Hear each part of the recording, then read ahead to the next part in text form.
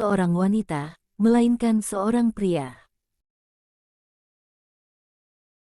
Interlude. Demiej sedang berjalan di lantai 9 dari Nazarik. Sepatunya pun berbunyi di lantai, membuat suara, dadada, pantulan suara yang menggema semakin menghilang ke dalam heningan. Meskipun beberapa pelayan yang sedang bertugas sebagai pencegahan melawan serangan, itu masih tidak mengurangi suasana mistisnya. Demiej melihat sekeliling, sebuah senyum berkembang di wajahnya. Benar-benar mulia dan megah. Dia sedang memuji lantai 9 atas kemegahannya. Dia memuji pemandangan di sini karena pemandangan dan 41 pimpinan tertinggi saling memuji satu sama lain dengan baik, hingga layak mendapatkan sumpah setia dari Demiej untuk melindungi lantai ini. Itulah kenapa dia menyukai pemandangannya. Setiap kali dia berjalan di lantai 9, dia akan dipenuhi dengan luapan sukacita dan akan bersumpah sekali lagi untuk menyerahkan dirinya kepada Sang Pencipta. Sentimen ini terpakai bukan hanya untuk dirinya saja, tetapi juga kepada badut-badut dan musisi yang ramai. Kapanpun mereka melangkah di lantai ini, mereka juga akan dipenuhi dengan perasaan kagum, dan sebisa mungkin untuk tidak membuat suara apapun yang bisa mengganggu keheningannya. Jika siapapun tidak menyukai pemandangan ini, mereka adalah yang tidak loyal kepada 41 pemimpin tertinggi atau berpikir tidak setia. Demiej berputar di sudut saat dia memikirkan itu, tujuannya adalah di depannya. Itu adalah ruangan dari pemimpin tertinggi yang terakhir dari Great Tomb of Nazarik, Maharaja mereka Ain Soal Gaun. Ketika pintu sudah berada di dalam pandangan, dia melihat beberapa orang membuka pintu dan keluar. Mereka kelihatannya mengetahui Demiej juga saat mereka menunggu dengan hormat hingga dekat. Salah satu dari mereka berpakaian layaknya kepala pelayan, berpakaian hitam seluruhnya kecuali sarung tangannya yang putih. Namun daripada seorang kepala pelayan, dia lebih terlihat seperti seorang petarung. Dia adalah salah satu dari 10 pelayan pria di Nazarik. Tetapi bahkan Demiej tidak bisa membedakan yang mana dia dari salah satu 10 pelayan itu. Itu karena mereka semua memakai topeng yang menutupi seluruh kepalanya, dan mereka hanya bisa mengeluarkan suara aneh. Dan ada makhluk itu yang berdiri di depan pelayan pria. Pemikiran aneh telanjang dengan dasi muncul di otak Demiej. Dia adalah seekor pinguin. Wujudnya memang benar-benar mirip dengan pinguin dan dia memakai dasi hitam. Lama tak jumpa, asisten kepala pelayan. Ketika mendengar sapaan hangat Demiej, pinguin itu tersenyum bahagia, kelihatannya dia melakukan itu dan mengembalikan sapaannya. Sudah lama sekali, Demiej sama. Dia membungkuk dalam-dalam.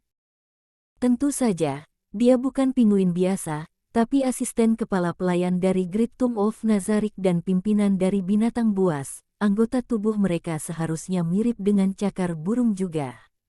Tapi pria ini memiliki tampilan pinguin karena alasan tertentu. Tapi Demiej tidak terganggu dengan wujudnya. Karena dia tidak diragukan lagi adalah ciptaan dari 41 pemimpin tertinggi. Apakah Albedo ada di dalam? Ya, Albedo sama ada di dalam sana. Dengan perginya Ains, Albedo bertanggung jawab terhadap Great Tomb of Nazarik. Tapi dia tidak bekerja di ruangannya sendiri, namun, mengunci diri di dalam kamar ini, suatu hal yang diketahui oleh semuanya. Seluruh tindakannya diizinkan oleh Ains, jadi satu-satunya yang mungkin protes adalah Soltir Bloodvalen yang sedang pergi. Demiej berkata kepada Albedo, bukankah seorang istri yang baik akan menunggu suaminya dan merawat rumah mereka? Dia menjawab, tak ada salahnya dengan seorang istri yang menjaga ruangan suaminya, dan Demiej tidak bisa lagi membantah. Demiej mengangguk untuk menyatakan pengakuannya, bertanya kepada Ekleya, jarang sekali melihatmu di sini, bukankah ruang kerjamu di ruang tamu? Dengan kepergian Sebas sama, saya harus bekerja 2 kali lebih keras di tempat ini pula. Saya sedang mendiskusikan pembagian tugas dengan Albedo sama dalam detilnya. Itu benar. Dengan kepergiannya, Lantai 9 dari Great Tomb of Nazarick akan berada di tanganmu. Benar sekali, agar bisa mengatur Great Tomb of Nazarick di masa depan, sekarang adalah waktunya untuk bekerja keras. Meskipun beberapa kalimat terdengar aneh terucapkan di depannya, Demiurge masih tersenyum. Ini adalah hal yang diketahui umum bahwa Ecleia sedang mengincar tahta Nazarick. Ini adalah bagian dari salah satu ciptaan dari 41 pemimpin tertinggi, jadi tak ada masalah dengan ini. Demiurge akan menyingkirkannya tanpa ampun jika pemimpin tertinggi memerintahkannya, tapi tak ada masalah sebelum itu. Benar sekali, bekerjalah dengan keras. Jadi apa rencanamu yang pertama? Bersih-bersih. Apakah ada tugas lain? Tak ada yang bisa membersihkan lebih baik dariku. Kamu bahkan bisa menjilat jamban toilet setelah aku bersihkan. Mendengar balasan yang percaya diri dari Ecleia, Demiurge mengangguk penuh kepuasan. Menakjubkan. Kamu memiliki pekerjaan yang penting. Jika lantai ini menjadi kotor, akan menjadi hinaan bagi pemimpin tertinggi. Demiurge yang sedang mengangguk memunculkan pertanyaan lain. Aku tahu pekerjaanmu adalah yang paling penting, tapi siapa yang akan merawat lantai ini menggantikan Sebas? Itu adalah pekerjaan dari kepala pelayan pastri. Dibanding membersihkan, mengatur bukanlah masalah besar. Ternyata begitu, pelayan yang diciptakan oleh pemimpin tertinggi sudah diserahi tugas yang sesuai. Ngomong-ngomong, bukankah sulit membersihkannya dengan tangan pinguin milikmu? Aku bisa mengatasinya dengan sepasang tangan ini dan membersihkannya dengan cekatan adalah kemampuanku. Ecleia membusungkan dadanya dan menjawab dengan percaya diri, tapi dia melanjutkan berbiara dengan tanda tidak senang. Ngomong-ngomong, Demiurge sama, ini kelihatannya bukan pertanyaan dari orang yang kecerdasannya berada di bawahku. Ecleia mengambil sisir yang diserahkan kepadanya oleh pelayan laki-laki di belakangnya dan mulai membelai bulu-bulu emas di samping kepalanya. Aku bukan pinguin biasa, tapi pinguin rockhopper yang dibuat oleh Ankoro Mochi-Mochi sama. Tolong jangan sampai salah. Dan ini bukan tangan, ini adalah sayap. Maafkan aku. Melihat Demiurge yang membungkuk maaf, Ecleia tidak menyimpannya dalam hati, berputar dan memerintahkan pelayan pria. Bawa aku ke sana. Ik gelombang. Ecleia digendong di bawah ketika pelayan pria itu. Karena Ecleia bergerak dengan langkah terseret, maka akan terlihat pelan. Jadi dia dibawa oleh pelayan pria dengan normal. Aku akan berpamitan, Demiurge sama. Ya, sampai jumpa Ecleia. Setelah menatap asisten kepala pelayan yang digendong di bawah ketika seperti mainan lunak, Demiurge mengetuk pintu dengan pelan. Biasanya, si pemiliki tidak ada di dalam, tapi Demiurge tetap bersikap hormat. Bagi Demiurge, ruangan ini adalah tempat yang layak diberi hormat. Demiurge memasuki ruangan yang tidak memberikan jawaban. Setelah melihat berkeliling, dia tidak melihat Albedo. Demiurge menghela nafas, membuka pintu yang lain dan memasuki ruangan dalam. Demiurge menuju tempat tidur utama tanpa ragu. Dia tidak menunggu jawaban setelah mengetuk pintu dan membukanya. Ada sebuah tempat tidur di dalam ruangan itu, tapi ukurannya yang besar sangat mewah. Sebuah gundukan yang sedikit lebih besar daripada seseorang sedang menggeliat di bawah selimut. Albedo. Demiurge memanggilnya dengan perasaan jengkel. Sebuah wajah yang cantik muncul, bahunya yang tanpa benang sehelai pun bisa terlihat dan dia mungkin sedang telanjang. Wajahnya berwarna merah muda mungkin karena dia sedang menggeliat di dalam selimut. Titik-titik, apa yang kamu lakukan di sini? Aku ingin Ains sama dikelilingi oleh bauku ketika dia kembali. Tindakan geliatnya mungkin ditujukan untuk meninggalkan baunya. Demiurge pun melongo, melihat tanpa bisa berkata apapun kepada NPC dengan peringkat tertinggi, sang pengawas dari Great Tomb of Nazarick.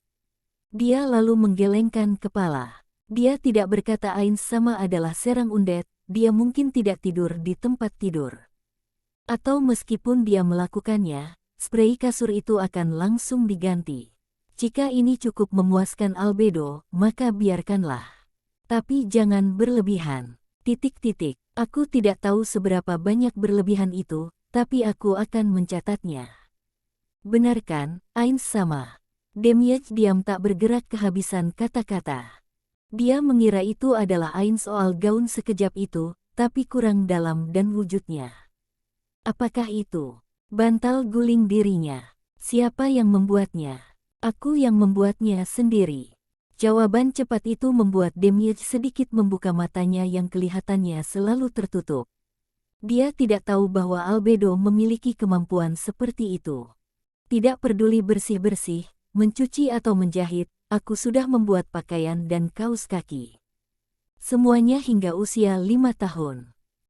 Albedo hanya tersenyum, tawa, nya membuat Demiej merasa lemah, berpikir akan meninggalkan wanita ini di sini saja dan segera pergi. Tak peduli laki-laki atau perempuan tidak apa. Bagaimana jika mereka memiliki 2 alat kelamin atau tak ada sama sekali? Demiej tidak bisa berkata apa-apa lagi, melihat Albedo bercengkrama sendiri.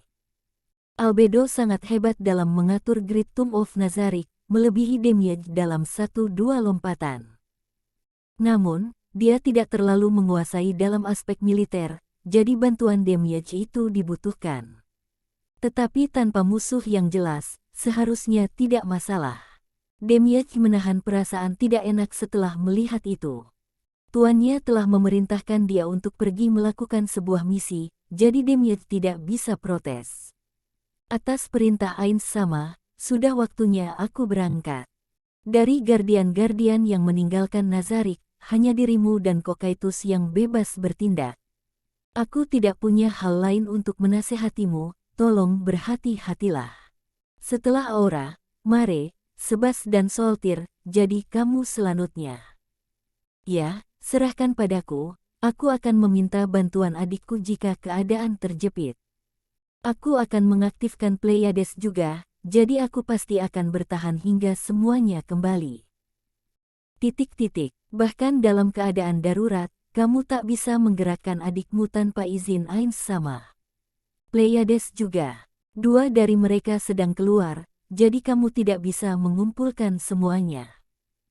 Kamu mungkin ingin menggerakkan victim ke lantai yang lebih tinggi jika situasi membutuhkannya.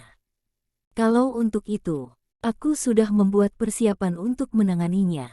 Aku akan memanggilmu kembali jika ada krisis. Ngomong-ngomong, bagaimana rencanamu untuk menghadapi Sunlight Scripture yang selamat? Ains sama telah memberikan lampu hijau padamu untuk mengatur mereka ya Han.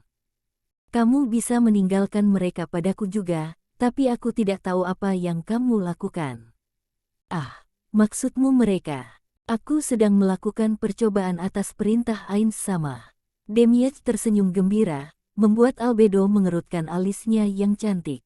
Pertama adalah percobaan Magic Healing. Jika kamu memotong sebuah lengan dan merapal mantra healing pada lukanya, lengan yang kamu potong akan menghilang. Apa yang terjadi jika kamu membuat mereka memakan lengan yang telah terpotong dan merapal mantra healing? Akankah nutrisinya hilang? Jika kita mengulangi ini terus-terusan, akankah yang memakannya akan kelaparan sampai mati? Begitu. Bukan hanya itu, aku biarkan mereka memilih siapa yang akan jadi makanan, yang terpotong anggota tubuhnya dengan kapak tumpul. Pemilihan itu bukan tanpa nama. Apakah ada maksud dari melakukan itu? Tentu saja. Akan ada tingkatan dari tahanan itu, siapa yang dimakan, yang dipotong anggota badannya dan mereka yang memakan anggota badan itu. Ini akan membuat mereka berontak, hasilnya jelas. Makhluk yang membenci apapun memang menakutkan. Sangat menyusahkan. Makhluk di Nazarick diciptakan oleh pemimpin tertinggi dan takkan pernah mengkhianati Ains sama. Tapi manusia akan melawan tuan mereka. Mereka tidak memiliki kesetiaan. Itulah mengapa hal ini menarik. Nikmati saja bagian dari manusia ini, Albedo. Perlakukan saja mereka seperti mainan dan kamu akan baik-baik saja. Aku benar-benar tidak mengerti jalan pikiranmu. Sayang sekali. Baiklah, mengobrol di sini seharian akan membuatku menunda perintah Ains sama. Jika ada yang terjadi, Hubungi aku dan aku akan buru-buru langsung kembali. Ya, tapi hal semacam itu seharusnya tidak terjadi. Aku akan memberitahumu jika aku butuh. Aku akan pergi kalau begitu. Oh ya, karena kamu membuat pakaian untuk cowok, aku harus mengabarimu sebelumnya. Pemimpin tertinggi kelihatannya lebih memilih cowok muda mengenakan pakaian cewek iya Han. Chapter 3 The Virtuous King of the Forest Part 1. Clementine kembali ke markas kuil rahasia.